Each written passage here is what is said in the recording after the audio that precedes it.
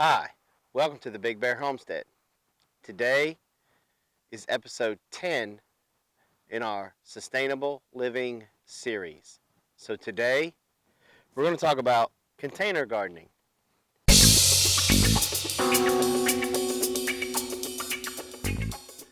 Okay, so today we're going to talk about container gardening. What is container gardening? Well, that's growing things inside containers. And you can have containers in all kinds of different shapes and sizes and looks and feels. You just got a plastic, porcelain, whatever. They can highlight a garden. They can enrich a landscape, and they can extend your growing season. Plus, if you live in an apartment, container gardenings are the way that you can grow your food. Okay, so what can you grow inside a container? Well, anything. We've got aloe that needs to be transplanted. We got pineapple. We got spinach. Anything you want, you can grow in a container. People grow tomatoes in buckets. So it's limitless. You can grow whatever it is you want to grow. You can grow potatoes in a bucket. You can grow corn. You can grow flowers. You can grow just about anything your heart desires, trees, in a container. So, how do you go about knowing which type of container to choose? All right, so how do you know which container to choose? Well, there's no real scientific method to this. Corn doesn't do better in a ceramic pot than a plastic pot, and tomatoes don't grow better in a plastic 5-gallon bucket than they do in a 2-gallon bucket. The real things that you need to consider when choosing a container is, one, you got to think about what plant you're planting. How big is that root ball going to get? Because you don't want to go buy you a sapling and try to stick it in this pot. It's just not going to work. It's not good for the plant. You want to encourage root growth, especially if you're doing small fruit trees at first and you're keeping them in containers to get them to grow and become strong trees. You're trying to promote good root growth, so you want to give them an area to develop good, strong roots. But other than that, there's just a few things that you need to consider when purchasing containers. One, how durable is it? Is it going to fall apart the first time that you water it? And two, is make sure it has good drainage. Good drain holes in it, so that way your root ball doesn't get soggy and end up getting root rot. Other than that, it's personal preference. Where are you going to put it? How is it going to enhance your landscape or that corner of your house or whatever? That all depends on you. That's personal preference.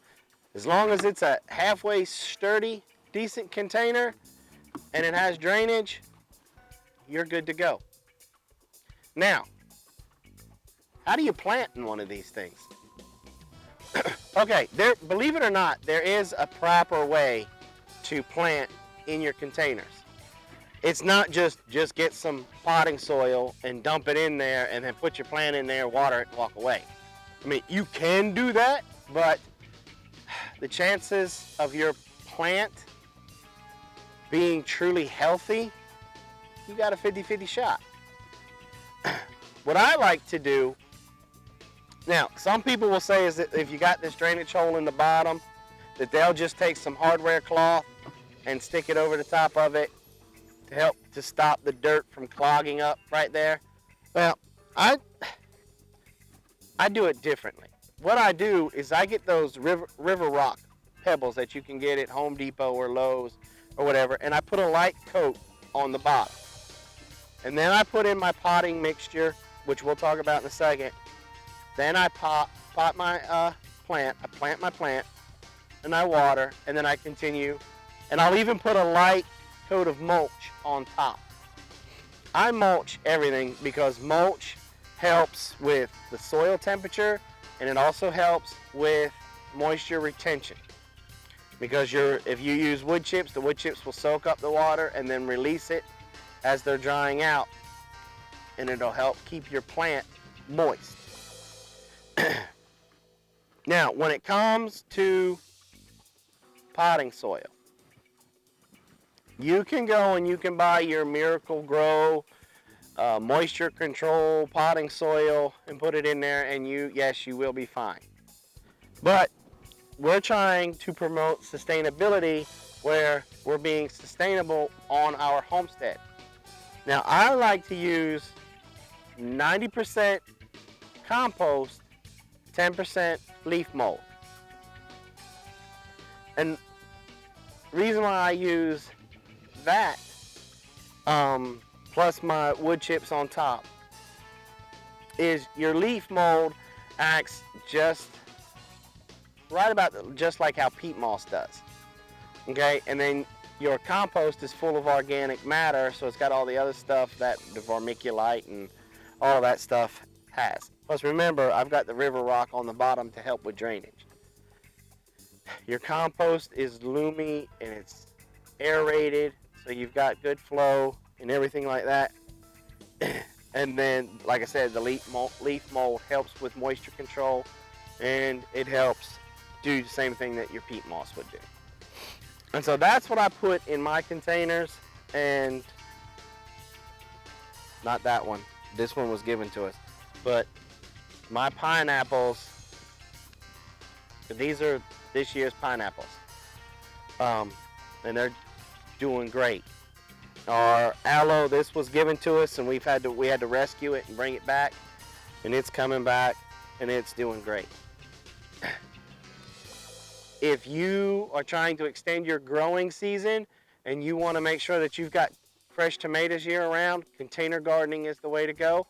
All you have to do is supplement it with light, because as the winter goes on, it's not just the temperature, you're also losing daylight, which helps with plant growth.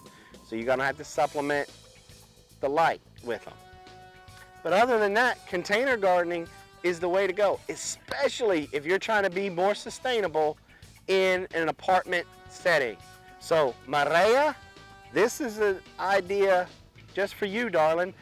You can start to become more self-reliant with containers even where you are. Well, I hope you guys found this video informative. Thanks for coming by the Big Bear Homestead. And like always, have a nice day.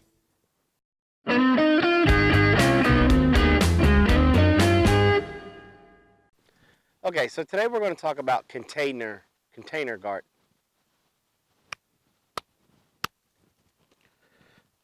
Or the dog is chewing on a stick. Okay, so what type of plant? Well, I don't know. You want to grow some weed? Grow some mushrooms? Apollo.